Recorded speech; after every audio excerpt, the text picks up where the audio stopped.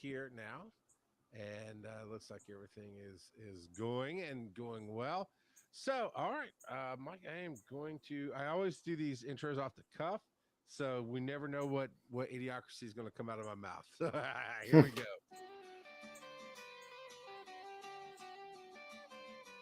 Are you tired of being awesome alone? Well, so am I. So I had my friend Mike Boring Chicken on. I messed it up, but hey, we're gonna be awesome together. Watch it. Boy, I got it. Watch it.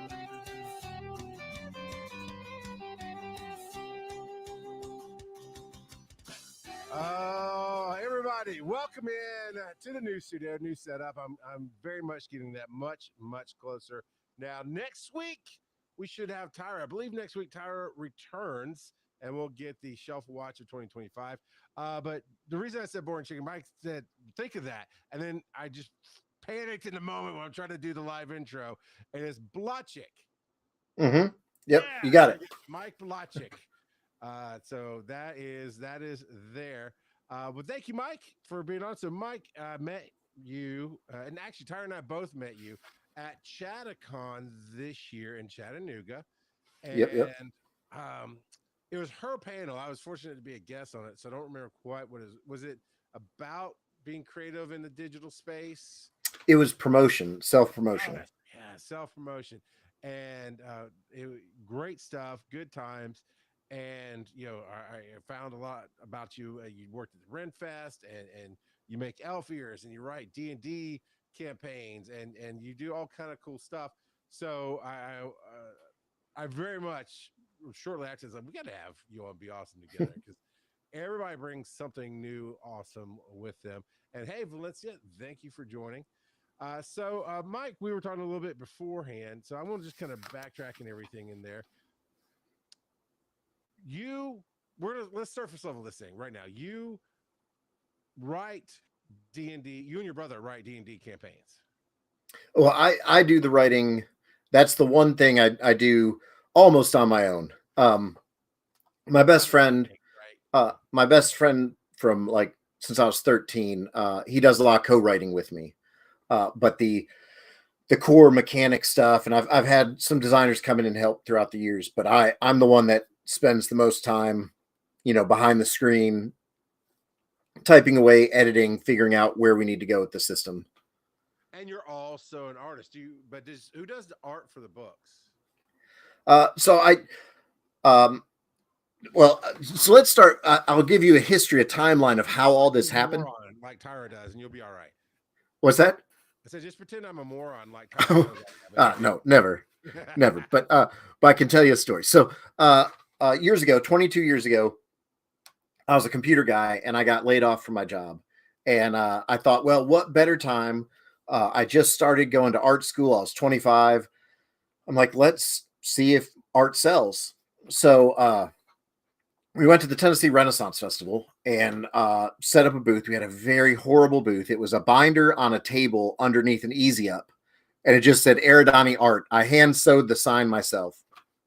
Nice. And we didn't sell anything. Well, we sold one thing the first day. My sister, who was 13, we sold one of her drawings for $20. And that was our first sale. And but what everyone liked is my brother was dressed up as an elf. And this is, you hear 2002, right after Fellowship of the Ring. Perfect time for a family of people wearing elf ears to show up at fair. And what my brother did is he would hand paint his ears to match, which, believe it or not, very few other people did that back then. When they sold them at costume shops, they'd be a pasty white and they'd just stick them on people. Okay. Well, everyone wanted the elf ears. So I said, well, next weekend, come back here and we'll have those ears. And my brother's like, how are we going to do that? I was like, I don't know. We'll make it happen. Paint to match. Are you talking about to match the ears themselves or to match the person who's wearing them? To match the exact person we're putting them on. It's something that we still do to this day. So it's like a makeup artist almost. Where you Oh, wow. All right.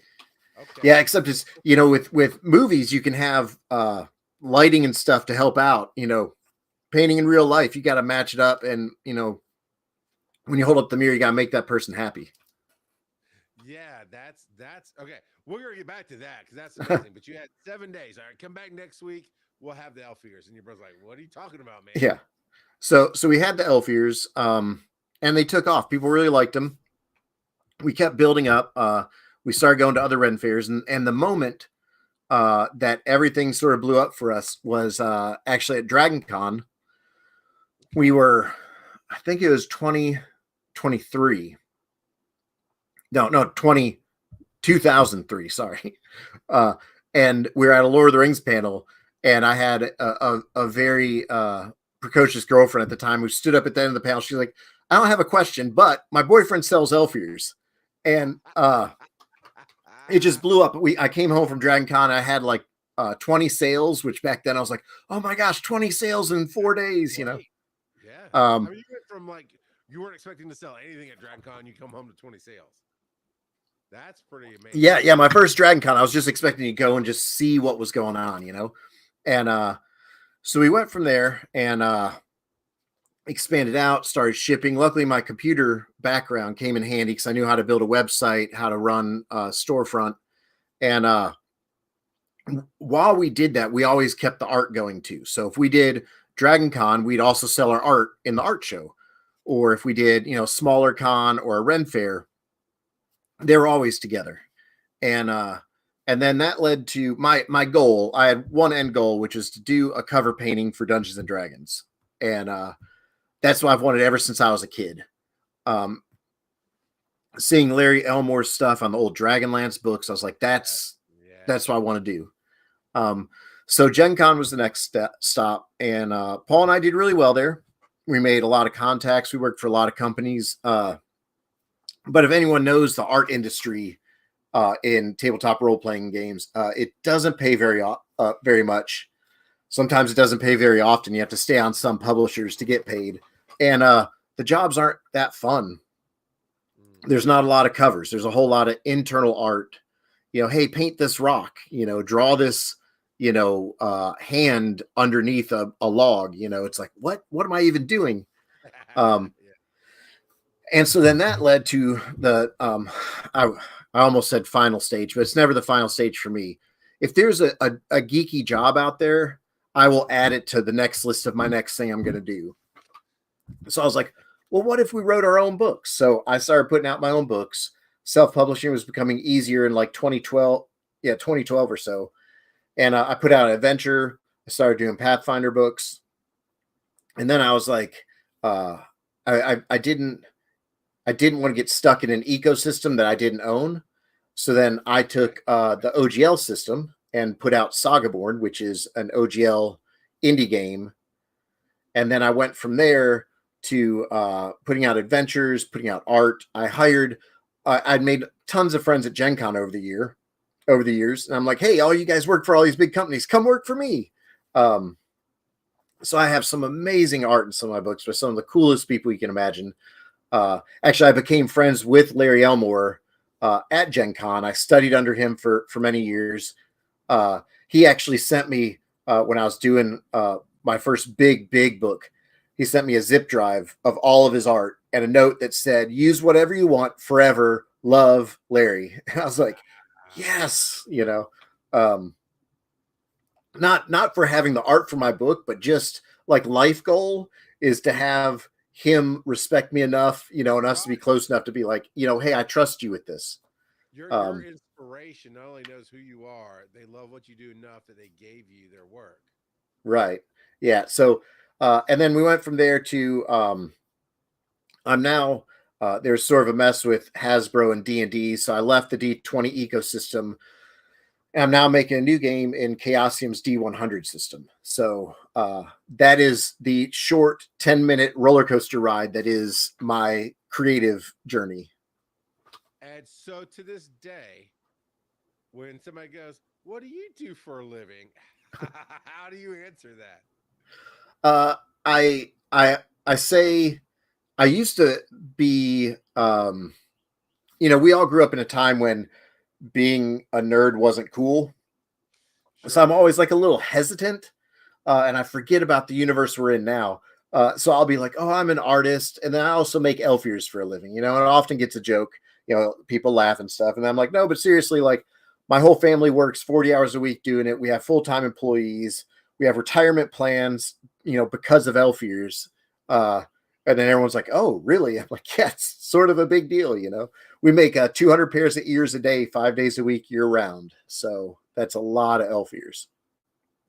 And that's a lot of elfers. Okay, all right. So I love business stuff. I love watching things like The Profit and Shark Tank and talking about some of those ins and outs.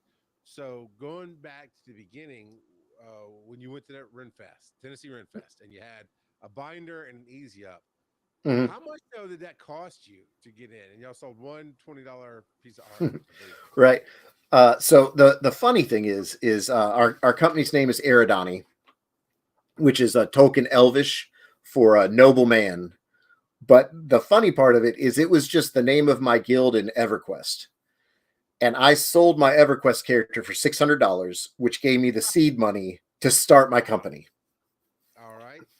But the funny thing is just a few years ago, someone came into my art booth and he said, Aradani, he goes, "Are you Faramir Aradon?" And I was like, "That was my character." He's like, "Dude, I played EverQuest with you 22 years ago. And I was there when you said, 'Hey, I'm going to go be an artist.' And then you just left." And I was like, "Well, here I am." It was so cool to catch up with him like that. That's amazing how life comes around. So, because a lot of people don't quite understand that all these things take investments. So, you went from a Ren Fest at Tennessee to where did the original set of elf ears come from? There's a company called Cinema Secrets. They're a big special effects company out in LA. They used to do a lot of the old, latex prosthetics for movies and stuff like that. And they did makeup, and they started just a small retail front that, blew up. By the time we got to them, they'd been around for quite a while. And so they would make this brand called Wuchi ears. And that was the best ears on the market when we first started. And, all we did was take those and then paint them. As time went on, their quality slowly went down. I say as time went on, stuff went so quickly at first.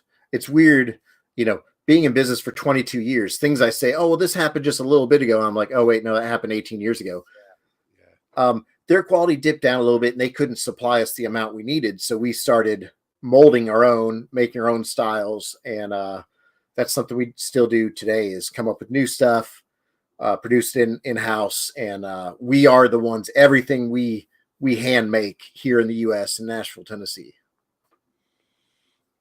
Man, that's awesome. And I'm presuming originally it was just for you guys. Like, hey, this would be really cool. We don't want fake little Halloween store ears. And that's of course where the story comes from of hey, can I have some come back next week kind of deal. So the whole I can see if you're doing your own set of ears or each other's ears, whatever. One, having that artist eye to blend skin color is mind boggling. I mean, it's hard enough for me to gather when I see people draw whatever styles they draw, but then to take that and say, okay, I can blend this color, and make it look like it's actually your ear. Were you guys just doing that for each other at the time? My brother just wanted the best elf ears for himself. And then So did you like take a mirror? How I'm boggled. How did he do this? um, well, when you do art painting and stuff, you get used to where skin tones go. Everyone's nose is a little bit pinker than the rest of their face. Everyone's ears are redder in the back. Um, in fact, a lot of people are pretty blown away to find out that you can take, like, I can take three basic skin tones to a show, like a light, a medium, and a dark, and I can normally blend out to almost anyone's skin tone from those three. Um, sometimes you get people that have a lot more red in their skin, or like more of a gold tone, and but most of the time you just got those three tones. In fact, if you saw our studio, we're getting ready for the Georgia Ren Fair and the Tennessee Ren Fair. We have there's these big flat filing cabinets that are made for like architects that they don't really use anymore because they don't do these drawings. So we've bought a bunch of them. Year round, my sister is just painting ears in those three tones, and we fill up just drawer after drawer. It's just drawers of body parts pre-painted because we're going to go through all those at a show, and it just helps us speed up if we can have that, first Right. tone on them. Yeah. Yeah, that's we're gonna get back to the Georgia Ren Fest because I got to talk to you about that. So I imagine as you load into any show, are you using like the Craftsman toolboxes and lining them in drawers and carrying them? How do you are you carrying them all in big boxes? How are you bringing the ears into the show? Bags. There's bags of ears. It's for a while, Paul and I lived on the road, and we're laughing because we first started making them, and we go out to a show in Ohio. It's like, well, we're going to be up here for like 2 or 3 weeks, so we brought all the stuff we need. Sure, yeah, yeah. And one time we forgot to lock the door, and we came back in, and there's 2 bags of ears on the back seat, right? And and I was like, even if someone looked, they wouldn't have stolen that because it just looks like 2 bags of flesh, basically. But that's actually like $10,000 retail worth of elf ears just sitting in the back of the seat. But to know There, anyone else, it's nothing. right. That's that's a lot. Oh man. So you've now progressed. It sounds like, and from what you're saying, you're talking about making them a house. You made your own silicone molds. You've made your own. Mm-hmm. Do you make your own silicone mix, or did you find a mix that you like for the consistency you're looking for? Early on, when I was at art school, I did a lot of sculpture stuff as well as painting. And there's a company called Smooth On, which wasn't as big as it is now. And when I had no money at all, when I was like buying $30 worth of latex or silicone, was like, well, do I want to order a pizza tonight, or do I want to get the stuff for my art project? Those guys treated me as if I was the most important person in the world. I'll call up and say, I need to do this. It needs to have like this sort of like stretch to it. And they would talk to me for hours, helping me out. And years later, after we had gotten bigger, we went up there to see their factory. They're up Pennsylvania, I think. They might have moved. But I met the owner, and I said, hey, just so you know, like when I was a poor art student, you guys treated me with so much respect and helped me out so much that now my company only buys from you guys. And they're so good that you can call them up and be like, hey, I need this. And we've had them talk to us and go, well, maybe we need to start making a new type of silicone that can do these things. Oh, you love it. So they're super cool. That that is the best story ever. It's when you have that idea and you are able to execute that idea, but along the way, you find people general human kindness, right? That's the best way to be awesome with people is just general human kindness. And now you've got brand loyalty. And I've never obviously made elf ears, but working in other avenues, I love that kind of business relationship where you're like, hey, I'm trying to do this thing and I can't seem to get it done. And they go, hold on, we never thought of that. Give us 5 minutes. We'll be back with you. And then they come back with exactly what you're looking for. They built, man, that is awesome. That is Yeah, I awesome. just last week I spoke to a school. It was a group of kids that were starting like little entrepreneurial projects, and they brought me in to talk about running your own company. And I said, hey, there is one thing I've learned is treat everybody with respect, and also realize that we're all in it together. Yeah. um I will treat the person running the art show at Chattacon the same way I treat the person running the art show at DragonCon. Like it doesn't matter how big or small you are. And then when you build those relationships, everyone looks out for each other. Um, it's especially in fandom, it's way smaller of a group than you think it is, you Yes. know, and uh, I would do it even if no one ever noticed. It's just in me to be the person that wants to help everyone out. But in a small community, you really should do everything to help everyone out because there's so few of us, right? Word travels fast, I guess. Yeah, it's a small community, like you said. All the different cons you go to, all the different places that you work in, you see the same people doing the same thing. Even in the big cons, obviously, I've never worked Dragon Con as far as an artist goes, uh, but I have a friend of mine, Dennis, who I couldn't even tell you how many cons he did last year trying to sell his comic book, and he'd have stories of good people and bad people. And then, sure enough, as he makes his way through, he's at another con 6 months later. He's like, "Oh, you remember what I told you about that guy who got drunk and showed his butt in front of everybody? He was at this con too." And so, yeah, it's I like to say help others be awesome. That's kind of my jam. And so, anybody asks for anything, I've got the info. Let me give you the info. Let me help you. Let me help tweak your sound if it's something that's going on that I think you could benefit from.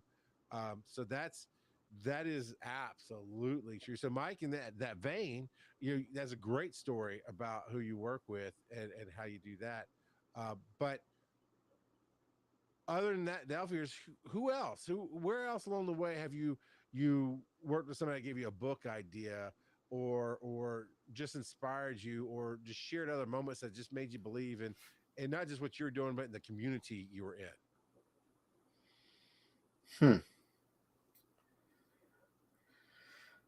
Well, we talked about Larry Elmore, and he did a thing where he would, he's just up in Kentucky, near Elizabethtown, and he started having this painting class every summer, and it would just be like maybe 15 or 20 of us, and it was pretty cool. It was out in the country, and there's an old inn um, that had these really thick walls. Your cell phones wouldn't work in them. It was almost like a medieval inn. And so we'd stay at the inn and paint in the basement at night, eat in the tavern food area during the day, uh, and also have a little bit of partying in the lobby when no one else is around.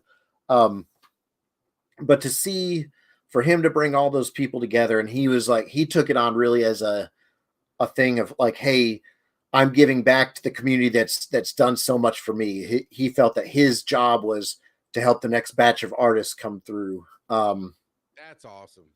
And it really was. I mean, it was great. Still this day, if I had a tough part of a painting, I could message him, and be like, hey, could you take a look at this?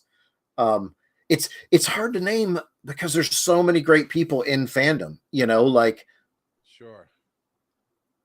everyone is always there, like looking like, hey, do you want to, I want you to be at this show, or can I help promote? I've had people be like, hey, can I help promote your book of the show? Can you send me business cards? And I'm like, where does that come from? Like there's not many other groups that have people that are so willing to help everyone out. So I'm definitely a big fan of the place I ended up.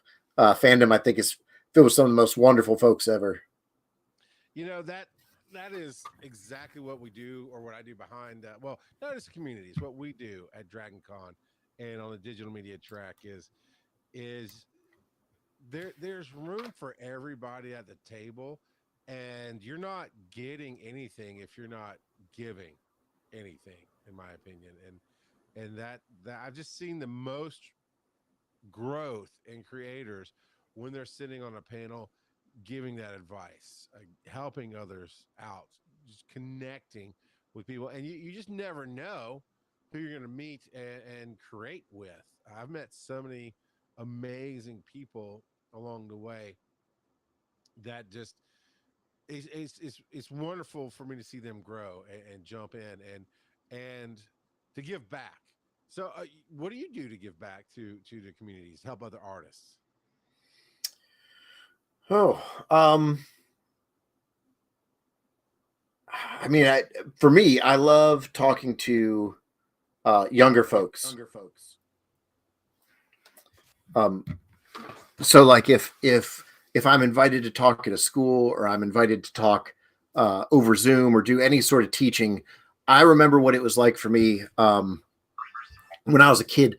There's this like sword maker at the Renaissance Festival, right? And he was super cool, like wiry guy with a huge mustache. And when I would talk to him at like 13 or 14, he talked to me like an adult, like uh he and looking back on it, like he indulged all my Lord of the Rings questions, like, well, if you think that Strider would have one of these swords, which one do you think it'd be, like all that stuff. But I remember how important it was. Yeah. And so I actually bring extra books to Ren fairs that I do. So I meet a kid that's like really interested, really cool, and really like or a kid that's very quiet, but I can tell that they're interested. I'm like, hey, do you want a free book? I always make sure the parents are around and I explain to them what Yeah, I'm giving. gotcha. Um, but then like just to be able to set them on their journey to, maybe tell them some of the things, what one of the things I think is most important for a kid when I'm talking to them is so much of our culture tells people that the thing that they love needs to be sellable. Mm. And I'm like, hey, just so you know, I was like, see those elf ears up there? That pays for my house, so I can make whatever art I want. And to see kids' eyes light up because the art they make might not fit in.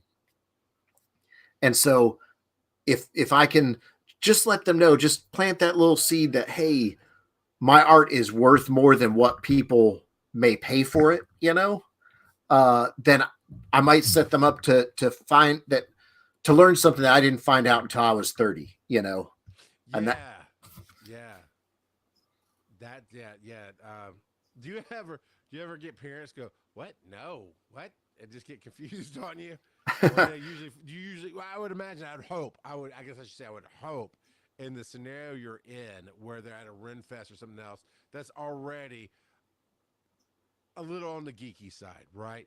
right. That's so for some people I am not into pejoratives. I think I use that word correctly. I am not into labels and saying certain everybody has to be this way or whatever. But for lack of better words for this picture I'm trying to convey, Renfest is the shallow end of the nerd pond for those who don't think they're nerdy. It seems like to a lot of points. And so I would hope, and I'm looking for your answer here in a second. I would hope that because they're already there, they're already taking that step out, that they're open to their kid being.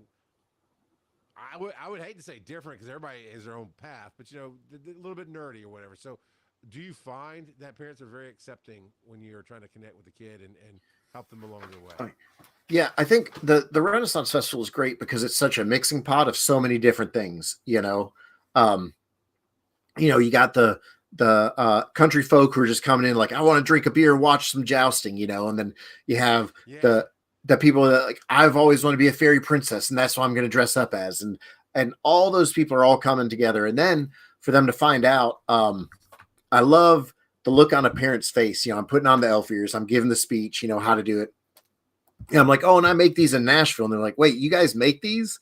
And they think that the Ren Fair is like Six Flags, right? Where all of us just work for the fair. It's all selling Chinese stuff. And it's like, no, no, no. We make our own thing, you know, uh, to see how excited they get when we tell them that it's made by us. It's yeah, it, it so I guess what to answer your question, we're hitting them on all sorts of levels.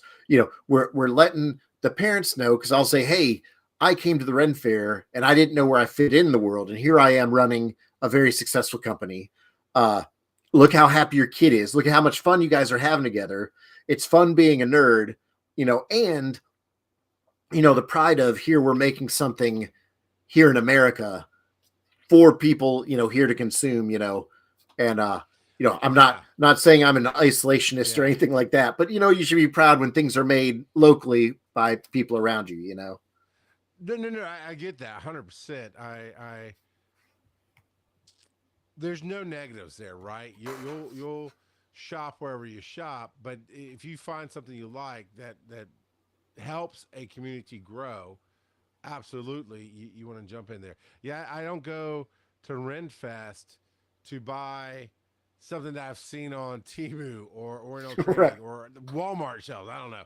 I definitely go for the craftsman's. Well, okay, I go for the food, but I also like to have uh, the craftsmanship there.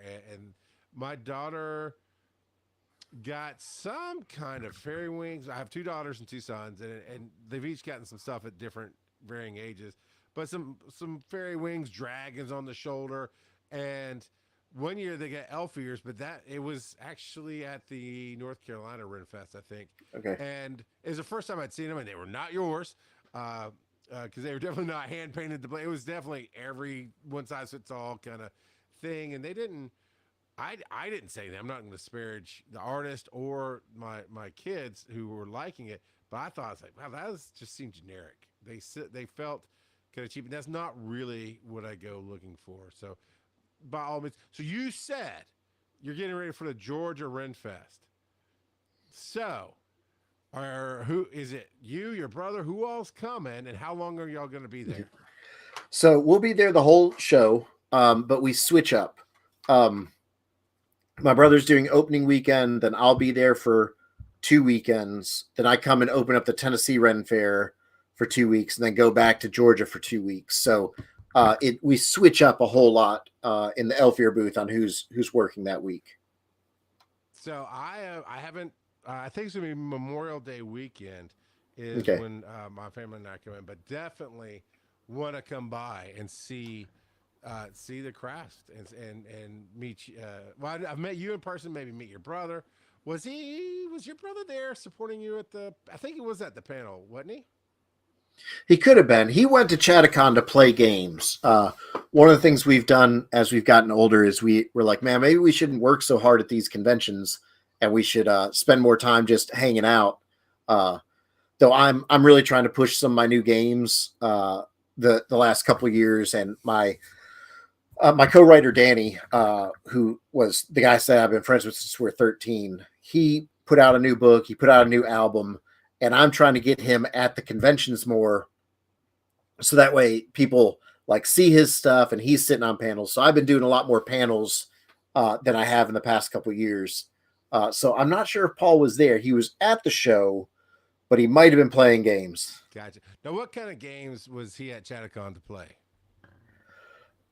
So here in Nashville, we got a pretty big little gaming group, and I they played a little bit of everything. My friend Jarvis, I mean, he's got shelves of games. He always has the latest new game that he wants to play. So I saw them play a post-apocalyptic race car game a whole lot in the lobby. Nice. Um, and Jeff just, I don't know if they play this one at Chattacon, but at Mid-South-Con we did. It's a blockbuster game, and it's a very Like interactive. are you talking about like the movie rental place Blockbuster? Yes, yeah, Yes, I have that game where it's movie trivia and you put up things yeah, on. Yeah, yeah. it's so fun. It's fun. Yeah, I was gonna say it's a very high energy game, and they kept wanting to play it like 1 o'clock in the morning, and I'm like, guys, I don't have the energy. No, I gotcha. Man, y'all stay busy on the road doing all the different cons and festivals. Are you going to Dragon Con this year? So what's happened with Dragon Con is that is also the opening weekend of our biggest Ren Fair up in Ohio. Yeah, okay. And Gotcha. I used to, what we would do is Paul would go work the art show at Dragon Con. I'd go work the dealer's hall at Dragon Con. We would open up the Ren Fair the week before, and then my sister would drive up with her husband to work the Ohio Festival. And, um, convention, you've got 4 days. So they tend to have a pretty big staff there in case things go wrong, right? Yes. So, Yes. but a Ren Fair, there's so much more. You're in a building that you haven't been in all year. Like one of the things that happens in Ohio every year, it doesn't. One day, if they look underneath my booth, they're going to find like 2 stories worth of cement because the groundhogs get underneath our booth every year, Mm, and it doesn't matter what we do. We don't find out where their tunnel is until opening weekend, and of then part course. of our floor falls in, and then because we Oh, we have a cobblestone floor, so then in the middle of okay. the fair day I have to dig it up, pour cement down, water it, and like there's so many more fires you have to put out when you own your own Yeah. booth. And so we decided a couple years ago that I would skip Dragon Con as much as it hurts me every year to Sure. do it, and I'll go open up that show. But they've been wonderful in the art show because they since it's me and my brother, since we're the art of the brothers Bielaczyc, they allow Paul to sell some of my art in the art show as long as I get juried in. So I am there artwork wise. I'm just not there physically. Yeah. Yeah. It is the bane of the creator's existence. You have to pick the path that is fulfilling. It's not just about making money. It is fulfilling, but it also puts food on your table versus Dragon Con, which, from what I understand from an artist perspective, it's pricey. it is pricey to get in there. And I love Dragon Con, and I'm all good about Dragon Con. But I understand I have a lot of friends in Renfest. I kind of came up not through working Renfest, but through meeting some of the artists and hanging out backstage and learning. Like you said, there's a lot of families that don't even realize it's not a theme park. It's not Mhm. all owned by the Renfest and you're just doing whatever. It's you own the building that you're selling out of, or at least rent it, right? Yeah, we own our booth, so Yeah, whatever most breaks, we have to fix. Yeah. yeah, most vendors do, and uh, so yeah, and you don't get to go in like 3 or 4 weeks ahead of the festival. You're what, a few days typically? So depending on the size, if in the Ohio show we have a huge, it's like a 30 by 30, and I've built an apartment on the back so we can live up there comfortably, and then we have a tower in the front where the elf ears are sold out of. Um, so we do show up a couple weeks ahead of time because that's just a lot of space to clean up, get ready, make sure that everything is still working, and that we're just prepped for. Because the other thing is Yeah, a yeah, con is one weekend, Ren fairs are 9 weekends, so that's yeah, like a yeah, commitment, and that's really it wasn't the cost of Dragon Con, it was the physical cost. My doctor was like, I went to him yeah. like, I'm having all these pains and my heart's racing, and he's like, well, Mike, you can't run yourself into the ground. You Mm. can't set up a show in Ohio and drive to Atlanta and work, because the Dragon Con working is like 5 or 6 days. It really is. It's at least five. Yeah, Yeah. And then go right up to Ohio again and work until Halloween. And then we're so busy during the Halloween season, we're shipping all week. Um, he was like, you need to slow down a bit, and as much as a creator, the one thing you don't ever want to do is slow down. yeah, Uh, yeah, you know, Larry, uh, I bring him up a lot just because we had so much art history together. But he told me, I was like, "How did you get so good at painting?" Right? And he goes, "Well, I sat 16 hours a day, 6 days a week, painting for Dungeons and Dragons, painting book covers for people, mm, doing all that stuff." And I was like, "Wow, that's wild." He goes, "I've also had 3 heart attacks and a stroke." And at the yeah, time he was 65, and I was like, wow, that's a lot to pay, to do that. it's not yeah, it's not magic. Doing this stuff is just a lot of hard work. um and that made me sit back and go, well, maybe I don't want to paint covers for other people if it means I have to stay up all night drinking coffee to try to get the deadline done. mm, Um so that's the other big side of it, is knowing how to limit yourself. It's so hard to, because when you get to Dragon Con, you forget all the work it took to get there, right?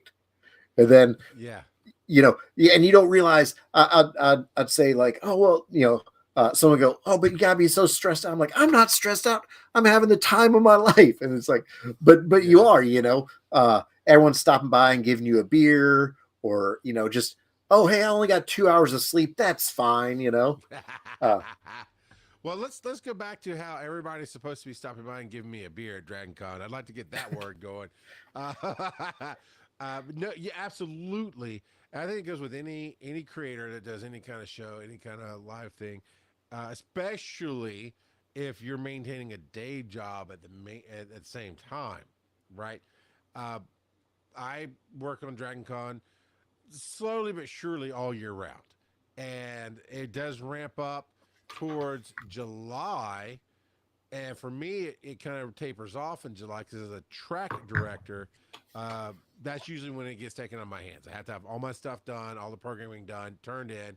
So kind of during June, it really ramps up. And then it's like this nice lull. And then, yeah, I mean, usually there's some phone calls just here and there, but it's like, hey, I'm done. It's ready to go. mhm. And then you get into August and you start prepping all the gear. I have lofts above me. I have all the Dragon Con gear that I'm going to bring in, all these buckets and getting that ready, inventoried. You have that stuff. And then yeah, the week of, it just hits 100 and Mhm. stays there for 5 to 7 days. And you compensate. You compensate in yourself. I cannot tell you how many of my friends that do performance and do art and do everything else at Dragon Con say that same thing. Oh, I got 2 hours sleep. It'll be fine. It's like, no, I need my sleep. And that's why I try not to do the late night panels or the early morning panels. I try to have people cover those so I can get some sleep. Because once you're up, you're going. And that's the last thing I want is I have a severed my ACL in my knee. Well, it was ACL attaching, but I severed my ACL many years ago. And being young and energetic still, I was able to power through it. Didn't wear my brace nearly as much as I should have because it's for sports. I'm not playing sports. The way I con, and it sounds like the way you con, it's a sport. And if you're supposed to have a sport brace on, you better wear it at your conventions. And last year, I didn't wear it properly, and something else happened that I was like, hey, man, my foot, I got this blister on my foot. It's raw, my knee swollen, teeth out. You just keep going, and it's you have to have a team. Mike, you couldn't do this. You've through all your stories, obviously you have a team. There's no way you could do what you do by yourself. So how Yeah, I did mean, you? It sounds like it's family, but how did you build your team? um, well, I'm not ever one to want to do stuff on my own. If I play video games, I like playing cooperative multiplayer games with my friends. Probably why I like, D&D so much. It brings everyone together. We're all working together. Um, and so it was, to me, it was a no-brainer when I started this to go, oh, my brother and sister just come with me. Like, let's go sell our artwork. We all drew. And then I also grew up. So my uncles were famous special effects artists. They were the Skotak brothers, Dennis and Robert Skotak. They did Aliens, Terminator 2. They did miniatures out in LA. And my whole life, as a younger kid, my mom was like, you need to be like your uncles. You guys need to all do stuff together. And so I had that Yeah. ingrained in me from them. And I mean, it wasn't just her telling me that. I saw my uncles. I saw what they did. I saw pictures of them on set, and I just thought that is so cool. And then, though I did go out once, and when they were working on a movie, and I was like, "Ooh, maybe we shouldn't get along like these guys," because making movies is a stressful thing. Yeah. And that actually, even back then, it taught me. I was like, well, if I want to do something, I don't want to do something that's so stressful. That's probably the second question I get when people ask about the elf ears. Oh, well, what movies have you done? And I'm like, none. Like, I just sell to users. I mean, there's a lot of smaller shows that we've done, smaller movies. Whenever there's a joke to be had, like when Amazon was putting out the Rings of Power, Carson Daly wanted to dress up as an elf. So they came to us, we matched his skin tone, mailed it out to him, and he comes out wearing our elf ears, Yeah. Martha Stewart wore our elf ears and her crew for a Halloween thing. So like that stuff's fun, but then we're not dealing with movie or TV stress. We're just like, here's a product, have fun with it, Yeah. It's still who you are, and that's important when you're getting paid for what you do and what you do well. Realizing who you are and all that, because I'm sure if you really knocked on a door, you could get. You might even could be the effects person on Rings of Power, but that is not where you are and where you want to be, and it keep you away from what sounds like what you love, which is being with your family, being at the festivals, being creative, touching a community, and creating. You said something earlier about helping young kids on their way and whatever you can do. Are there? I remember growing up, and of course that commercial. If you could draw this turtle, you could get into the DeVry Art School or whatever like that. And then I was like, well, okay, that's not a thing for me. But my mom found some kind of creative little books, and I remember there were just standard drawing art books, and they were fine. The principles were fine. But is there any fantasy art books out there for I don't know what age, 5, 8, 10, 12 year olds to learn how to draw fantasy art? Oh, what I always tell kids is what I was afraid to do is trace stuff, copy stuff. As a kid, I wanted everything to come out of my mind. No models, no, Sure. Yeah. you know, and I set myself back for years. I didn't have anyone, and then the art teachers I did have, I failed out of high school art, like you do. In high school, I had my own comic book company. Like it wasn't like a real business, but we called ourselves Underground Comics. We're in Nashville and Murfreesboro, and uh, I would take people's art and I'd go up to Kinko's and I'd make these books and I'd go shop them around to different comic book shops. And we lost so much money back then, but it didn't matter because we were all drawing together. And Yeah. so most of those guys I'm still friends with. And, uh,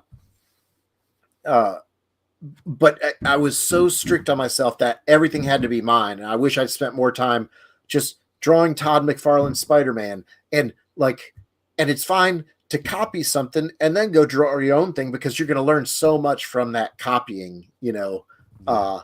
and, and then, and then, like I was saying with arts, going to art school or art classes, my art teacher didn't teach me what I was interested in. And even though I was doing art every day, she didn't like what I did. I didn't like what she was teaching me to do. And so it just didn't work. And, Sure. Yeah. and even up into college, when I went back to art school, I was already making a living as an artist, on the road, with the elf ears. And in a fine art school, the guy who makes elf ears, I mean, that's sort of a joke, right? Because it's like everything's real serious. Yeah. And so that was actually hard to break through, except I had a core group of teachers that saw what I was doing and became really interested. In fact, the chair of the art department, of my school, he went down to Atlanta. He went to Dragon Con with me. He went to small cons with me. One, because he liked dancing and drinking, so me and him got along great. You know, Give us some whiskey and point us to a dance party. We show up dressed as two little satyrs with our pointed ears and our furry pants. We dance all night. Love it. But the that's another thing I talk a lot to people, even at my age, is find the group where you fit in. You don't have to, um, these days a lot of commercial art, you have to draw a certain way. You have to do the things that they want. You don't have to do that. Find another way to make your art. Find another place to fit in. If you're failing one art school, then find a different art school. Yeah. In fact, now whenever I take art classes, I am so specific with who I study under. There are art friends of mine who are some of the most amazing painters in the world. And I love them and I love hanging out with them. I love talking to them. They're some of the smartest people I know. I would never take a class from them because I'm like, I think me and you would just butt heads so much because you're so perfect with your art, and I never strive to be that perfect. So like I love what you do. I love that you teach, and I think that you're a wonderful teacher for the people where you fit in with. Um and that's a big Yeah. thing with the creative process is finding the place where you can what is it, where someone that shares your madness, right, where the madness is the same, so that way you guys can just you speak on a different level, you work on a different level. I believe a lot in resonation and energy, and it was funny because I grew up through the '80s in South Georgia in Baptist churches. So it took me forever as an adult to get past the woo woo crystals and all the things that people made fun of. Like, oh wait, let's talk metaphysical. Let's talk quantum physics and how everything's a vibration. Blah blah. And but that resonance when you click with somebody, when you go, I instantly I see what you see. That's what you're talking about, right? That's who you want to learn with and work with. Yeah, So and that's and and being comfortable enough to say, like, oh, this is what's best for me. Like why I started writing my own RPG books, because I didn't want to put out art that I wasn't happy with, especially if I'm getting paid $100 for a painting, like it better be something I'm really interested in, right? And yeah. that often wasn't the deal. And so I made a different reality. I said, I'm going to make my own books. Now, I will tell you, maybe getting paid $100 for a painting, you might make more money than producing books, because everyone comes up and they're like, I want to make it in the gaming industry, in the role playing industry. How do I make money? I said, well, if you want $10,000, start with 20,000. So there's a lot that you had to do from the time your sister was 13 at the Tennessee River Fest to today. So in those in this world, it feels like if you're not doing some kind of digital promotion, if you're not putting yourself out there online somehow, some way, you're behind the eight ball. I mean, you still can be successful. You can still go to a rent fest and sell to those people. So, but what have you done to break outside of the real world connections to promote yourself digitally? Whew. Well, the funny thing is the big thing the last 2 years for me is getting back out in front of people. Um, Okay. I'm I'm doing a running a Kickstarter right now because I'm doing my new game system is a D100 based, and I don't know if you've ever rolled a D100. There's either the big round golf ball or the two D10s, and neither one of those felt good. So it's like, well, what if I made a D10 times two on a 20 sided die, so that way your D100 rolls like a D20. Um, and Okay. if I look at the people that are backing me, I would say 60% of my backers are people I've met in real life. And now I do a lot of shows. I go all over the US. Um, but these days there's so much digital noise. There's a time when uh having good blog posts, when having a good following on Instagram or Yeah. Facebook, all that stuff, having a Facebook page really mattered. I used to write the big thing with the elf ears is if a show or movie came out that had a person with pointed ears, I would have a costume within a week and have pictures and an article up, right? Sure. But these days, if you do that, you get even if it, let's say it goes viral on Reddit, they will spend about half a second to 2 seconds if you look at your Google stats on your page. And like 10 years ago, if someone made it to my article, a good percentage would click through and start looking at the products. And that does not happen now. It's there's a whole different mindset. And I don't know how to break through the noise anymore. I think what you're doing is real Yeah. good because see, you're having a face to face and people are able to hear you. Writing articles, doing just single image posts, I don't think it's enough.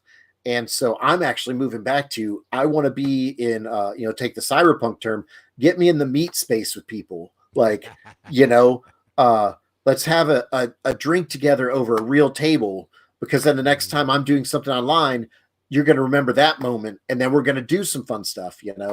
Yeah. Having little girls, my brain went Disney. I thought you were going to be Arrow. I want to be where the people are. But I get that full energy. Actually, the panel that you and I were on, there was a gentleman just asking questions about promoting on YouTube or building a newsletter or just a bunch of little things. And it hit with me. It's like, this guy, he's hungry, right? He's working Mm-hmm. it. He's trying to figure it out. He's asking all the right questions, and I'm giving him some answers, and you're giving him answers, and Bob and Tyra and everybody's giving him answers.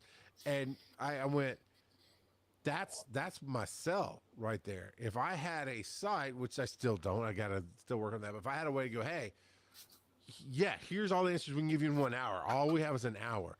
But if I resonated with you, if I connect, if you want more questions, you can go to the site. You can get this much time one on one, or maybe join the Discord and people will help you out. Because I love communities. I love Gary Vaynerchuk. He changed my path of creativity when I read when it first came out, Crushing It. And it was in the early days of social media, and he had built a wine channel on YouTube, and just to promote the store in South Jersey that he worked out with his dad, and he started doing this show, and his whole thing was give back to the community. You give value before you ever ask for it to sell, and my information's free because I might just say it in a way that you haven't heard it before, but it's all out there. We're not reinventing the sun, you know. So, but if you want my time, that's what's valuable, and I've built that along the way in a lot of what I do in the communities. But that's absolutely what for me. That's my similarity to what you're talking about. Is I I I connect with people when I'm in front of them, when I'm live, when I'm there, and to then point them back to a place that maybe they fit and they can build themselves. That's where it's at. Because I've been doing this kind of digital media for 20 years, and I'm not anywhere close to what we consider some of the solid performers, and definitely not like Joe Rogan or that kind of thing, right? But it's a different beast, and you have to figure out your own way. Before I forget, because it's been on the screen for a second, Valencia, who is based in Atlanta, says, now I'm curious about getting a pair of ears because of this conversation. I never thought about it before. And to be honest, Valencia, I've been going to the Georgia Ren Fest for a long time. I don't know that I've seen very many elf ears there. How long has now? It's not your last name that's the booth. It's Aradon. Is that what you said? Aradani. Aradani. Aradani. That's very close. Yep. And how long has Aradani been at the Georgia Ren Fest? Since 2004. So I have just missed that booth every single time. Well, so it's these days. It used to be, we're just a small cart. Now we have a bigger, like pavilion that sort of has a very tall elven roof. But one of the reasons that you might miss it, one is we're right in front of the first pub. When you come in through the first gate, front gates, and you're coming down, barely balances on your right. Then there's that first pub. We're right across the street from them.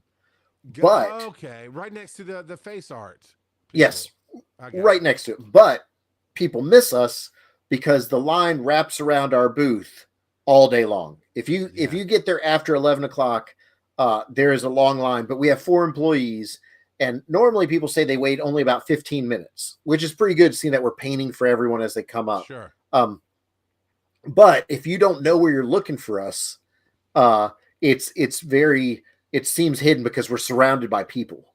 And then also some people don't even notice how many elf ears there are. It's going to be one of those things like, when you've never heard a word before, then you hear the word and everywhere you go, it's being used.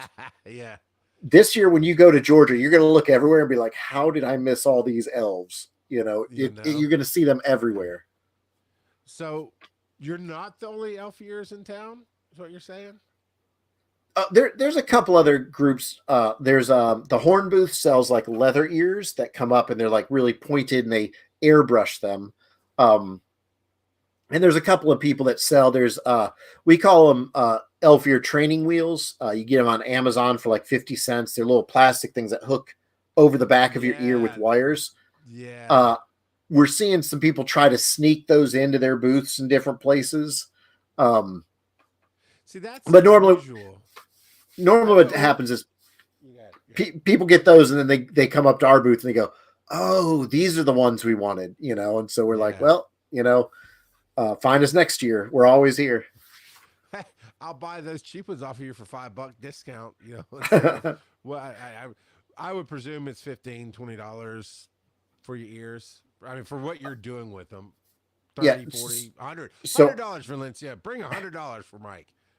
Our ears start at $20 and go up to if you want like the long World of Warcraft 8-inch ears. Those are I think 40. Actually, we have some we call them Twilight ears. They're only on our website. They're 12 inches long. So they're, way out. We can't do those at shows because they take a little bit more to put on. There's more glue. You have to have a wire that goes underneath your hair to hold the ears up. Sure. So those are website only, but we can put some 7-inch $40 ears on anybody or fawn ears. We got the ones that come straight out. Wow. And we're about to have some goblin ears come out this year. We're just waiting to get some photos done, and leaf ears. They're like big sprite. They like look like basically wouldn't say a maple leaf. Would it be a tulip leaf that sort of comes out and yeah. Yeah. Gotcha. I'm sure once I see your booth, it's almost like the Disney green door. It's a shade of green that you just don't see until it's pointed out to you. I've walked past your booth every single year because that's right at the opening. The Tortuga Twins used to be across the way. Yeah. And actually, they're coming back this year. Are they? I'm not sure if they're going to be there the whole time. I'm getting some dates. They're going to be for 4 weeks towards the end of it. Okay. So I don't know if they're sending the B team. So that's the team that I came up with. I met Raphael, Tortuga, Scaramouche, and Jeff. He's only got one F. But I met them back when I first started podcasting almost 20 years ago, and became friends. And actually, Ricky and I did a podcast together for a while. I know they have other teams, and I'm not really sure if the B team is coming, but yeah, they'll be around a little bit. And then I made friends with Ronnie Rocks down there with the hair braiding. She's an amazing person. And when you travel, when you go to the Ren Fest, do you guys go back home after the weekend? How do you have a RV Yeah. or something you stay in? So we used to stay on site, but then as because we have to make the ears back home, we started only doing shows that we could get back to during the week. We once did a show up in Cleveland that we'd stay up for 2 weeks, come back for a week, drive up so we could replenish. And doing a 12-hour drive every other week was just so much. I can And imagine, yeah. Georgia is the one that we stay at the shortest amount of time. We have a small booth, so we don't stay on site. We stay at a hotel, and we just do the elf ears. We don't do the artwork, so we're in and out pretty quick. Where up in Ohio, we show up earlier on Friday. We don't leave till Monday because we have an apartment there. We can get some work done. We can like trim some ears or paint them and get stuff ready for the next week while we're up there, so we're not as rushed. Gotcha. I know we're running on time here. I got to ask you though, what is your favorite thing about working the cons or the Ren Fest or whatever? What's the thing that just brings you the most joy? By far, just the people. Like it is wild. The people I've met, and like I've the people that I said that we invaded the other convention with a couple weeks ago at Mid South Con. Like these are people that I've met from all over the East Coast, and we've all just sort of collected each other as friends.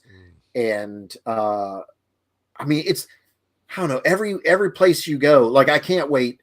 My brother's doing opening weekend, but the weekend after that, going down to the Georgia Ren Fest, which means I get to have sushi dinner on Sunday with Barely Balanced. I get to hang out with my normal crew that we work with down there and catch up on their lives. Just the people that come by and say hi. There's and it's funny.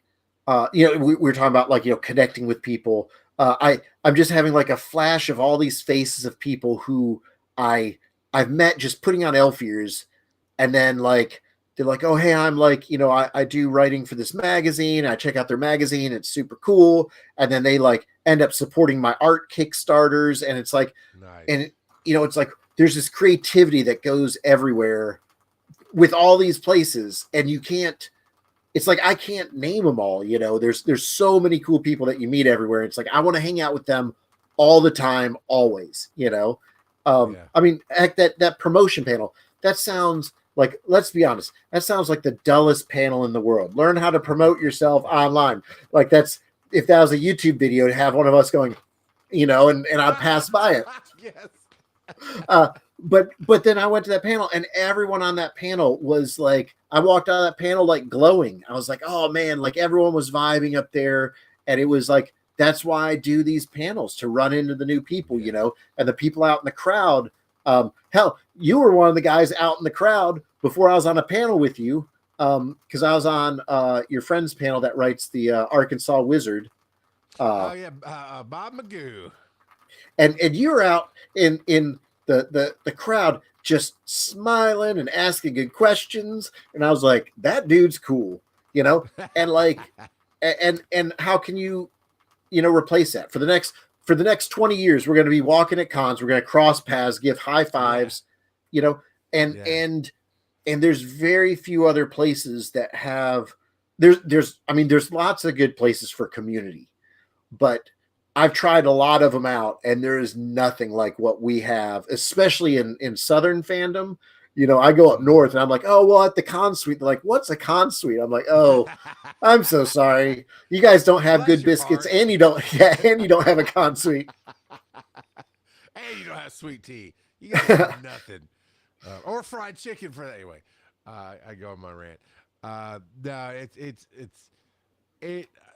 I cut my teeth on big cons. I went to some professional kinds like New Media Expo and podcast expo and those kind of things, and they were more of these bigger travel to it things, and everybody who comes is some kind of podcaster, blah blah, but it still had some of that community.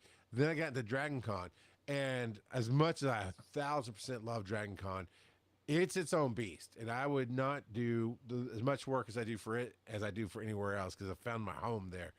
But I really love going to places like Chattacon and Stellarfest and Conjuration, where it's lovingly dubbed Relaxicon, where the panels you do are not semi lectures where, hey, we're going to tell you this, and at the end of it, we'll take a few questions. It's a discussion, and the audience expects it to be a discussion, and I love that so much. To be nobody's going, do you have any questions? Everybody on the table is just talking, and somebody just pipes in from the audience, and it just works so well. And that connection there is so cool, and the people we meet. All right, I'm rambling on. Okay, tell everybody where they can find your current Kickstarter. So search on Kickstarter for D100. It's called the Icosahedron D100, which is what a D20 is called, which a lot of people are finding out that a D20 is an icosahedron.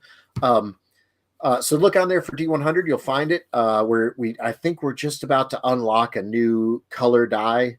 We're going to do like a black with a blue vortex swirl in it. Oh, nice. So much of my life is just like, I wish this thing existed, so I'm going to make it. Yes. And then you can go to michaelbielaczyc.com. That has links to my gaming site, Sagaborn, the elf ears at Aradani, and then Bielaczyc.com, which is the artwork of me and my brother. Nice. I will have that in the show notes for everybody who's listening and watching, so you'll be able to link that out for sure. I don't remember who's coming on next week. It might be Manny Faces, but Tyra will return next week. And Tyra's going to listen to this and hate that she missed the conversation with you, Mike. So I am promising in the next couple of months we'll have you back on so she can talk to you. All right. Because that's how this goes. But you can find me, Linktree's RGOP42. That's linktr.ee/RGOP42. You can find more about Be Awesome Together and everything we do with the digital media track at the same thing, linktr.ee/DC Digital Media Track. And we're on Facebook, YouTube, Instagram, everywhere. We are building up towards DragonCon. We're well past the halfway mark. So we are, hope nobody's stressing, everybody's getting ready. And I am absolutely going to hunt down Aradani, yeah, Aradani, and find I've got a mental map of roughly where you are in the park. And just ask. It's a joke at fair that the most common question asked is, where do I get elf ears? And people will point you in the right direction. If I catch anybody but you at the booth, I will just have to walk up to them and go, hey, where do I get elf ears? And they're like, right here, man. What do you Yeah, if I look like me but I'm taller with lighter hair, that's my brother, but still go up to him, just call him Mike, because it happens all the time to both of us. I will give that a shot. Thank you, everybody who came out to listen tonight. I hope you got a lot out of this like I did. It's been a great conversation. Go check out the Kickstarter and everything else that Mike is doing, and you're going to find something new and awesome. So until next time, go out and help others be awesome so we can all be awesome together.